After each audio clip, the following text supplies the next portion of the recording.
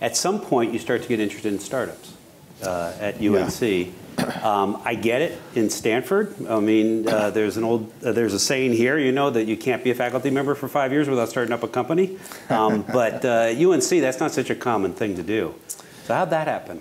You know, I think it was born out of frustration, in a sense that in the early 90s, we published a paper in Science for doing polymerizations of fluoroolefins in carbon dioxide as an environmentally friendly way of making Teflon and cousins of Teflon.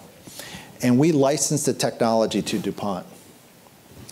And this was an environmentally friendly way of making Teflon, and it avoided this persistent organic pollutant known as PFAS, and people are familiar. This is a really hot issue right now that DuPont and other companies are dealing with, that this compound is persistent in the ecosystem today.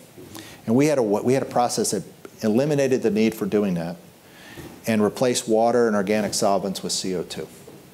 And DuPont licensed it, and life was exciting, and they were building they built a $60 million plant based on this.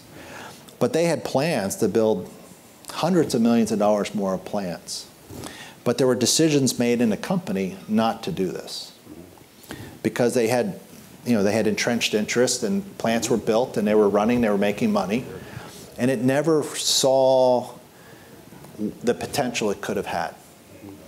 So, to me, if I would have had that invention with this experience that I have now, we would have competed with DuPont, right? And so it's this idea of being able to focus. There's nothing like singularity of focus and painting a new vision for somebody and having people want to join you in that journey without entrenched interest. We were focused, we were going to do this, and I felt that gave us the ability to really do things. And so startups became mostly out of frustration. Yeah.